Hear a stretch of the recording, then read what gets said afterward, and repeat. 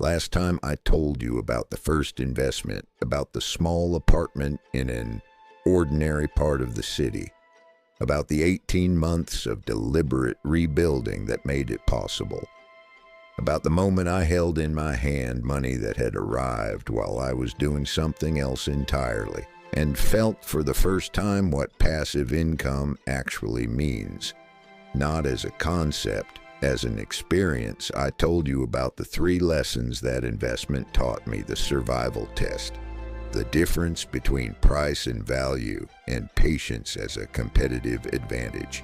Today I want to tell you about what happened next. Not another investment, not another business, a conversation, a single conversation that shifted something fundamental in the way I thought about what I was building and what I was capable of building. I was 23 years old, and someone asked me a question I had never been asked before. The answer I gave changed everything. Let me tell you about the person who asked the question. Her name was Elena. She was 31 years old, 8 years older than me. She ran a small but profitable textile business that she had built from nothing over 6 years. I had met her through the property management company where I was still doing administrative work. She was one of their clients. We had spoken occasionally. She was sharp, direct, the kind of person who said exactly what she meant and expected the same in return. One afternoon, she asked me to join her for coffee. I assumed it was about something administrative. It was not. She said, "I have been watching you for 6 months. You are more intelligent than your job suggests. What are you actually trying to build?" I gave her the answer I'd been giving myself. Something about financial independence, about not wanting to depend on a single income source, about learning. She looked at me for a moment, and then she said, "That is not an answer. That is a direction. I asked you what you are building, specifically in numbers, with a timeline."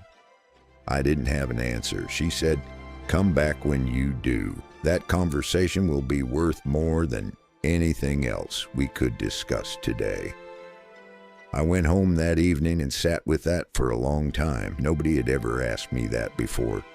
Not the mentor, not any book I had read, not any conversation I had ever had. What exactly are you building? In numbers, with a timeline. It sounds like a simple question. It is not. It is perhaps the most clarifying question available to anyone who wants to accumulate wealth, and the one that most people spend their entire lives avoiding. I spent 3 days on the answer, not because it was complicated, but because being specific, truly specific, about what you want is one of the most uncomfortable things a person can do. Vague ambitions are safe. If you say, "I want to be financially free," you can never really fail. The goal is too undefined to be missed. But if you say, "I intend to have a net worth of $5 million by the age of 40, you have created something that can be evaluated, measured, compared against reality.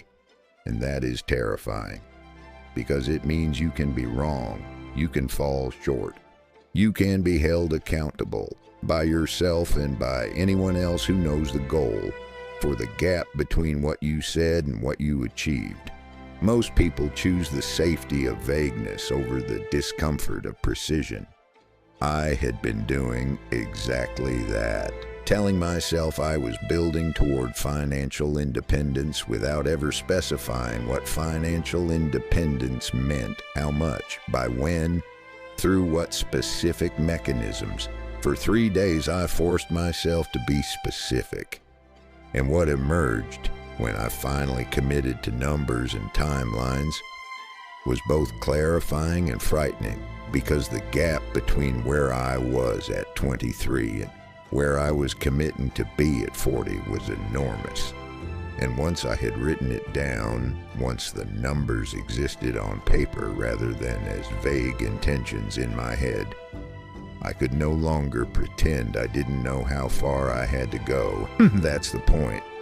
precision creates accountability, and accountability, the real kind, the kind you cannot argue yourself out of, is what drives the decisions that actually close the gap.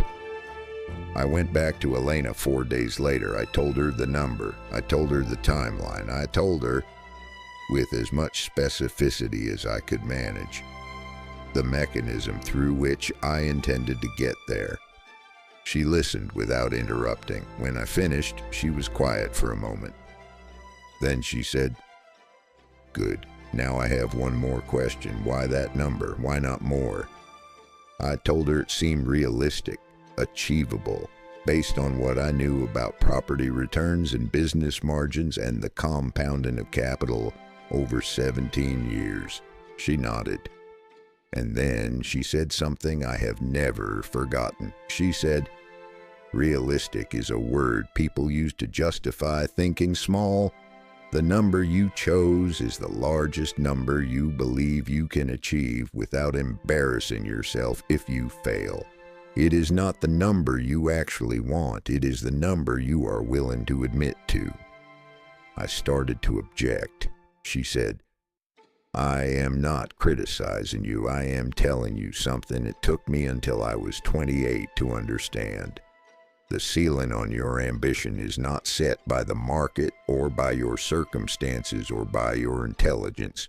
It is set by your tolerance for the embarrassment of failing publicly at something large. Raise your tolerance, raise your ceiling." I walked out of that coffee shop a different person than I had walked in. Not because she had told me to think bigger, but because she had shown me with precision exactly why I had been thinking small and what was actually holding me back. It was not circumstance. It was not lack of opportunity. It was not intelligence. It was fear of public failure at a large ambition. Naming that fear, seeing it clearly for what it was, began to dissolve it. Not immediately, not completely, but enough.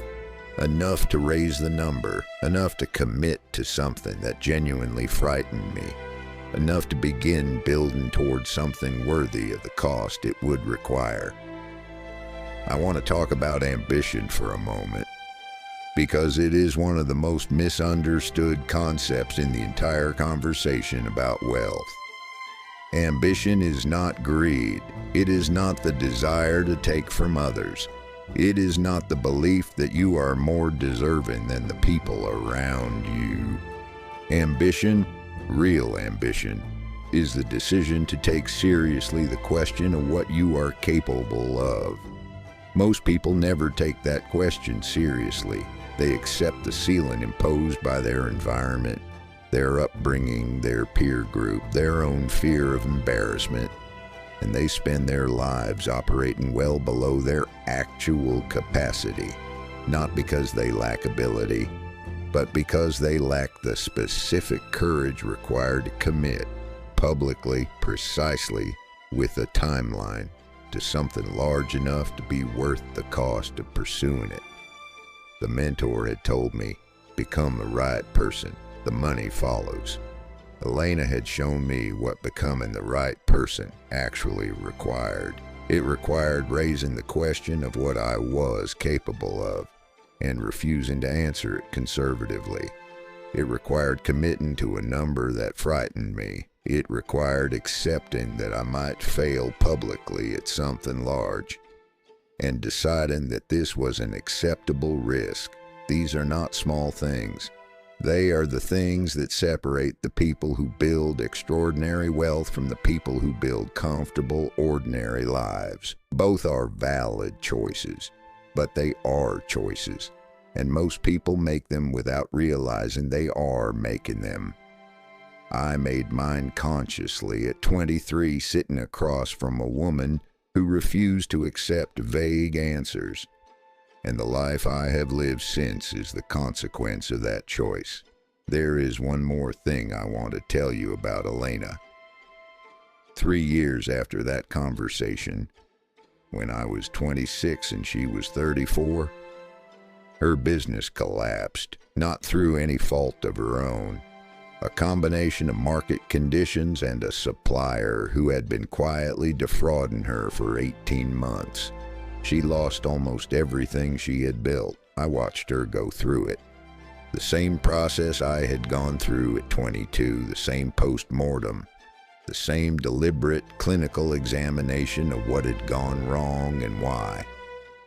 And then I watched her rebuild, faster than I had rebuilt, with more precision, with a clarity of purpose that was almost frightening to observe, because she already knew what she was building. She had a number, she had a timeline, she had, even in the wreckage of what had just collapsed, a precise picture of where she was going.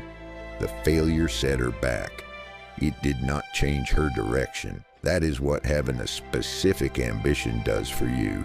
It gives you something to return to when everything around you falls apart. Not hope, not optimism, a destination.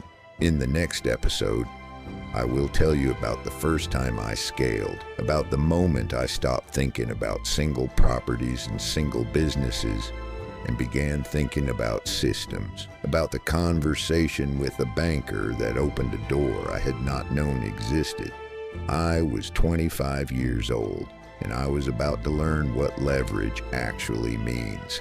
I am Victor Vale, and I will see you in episode 9.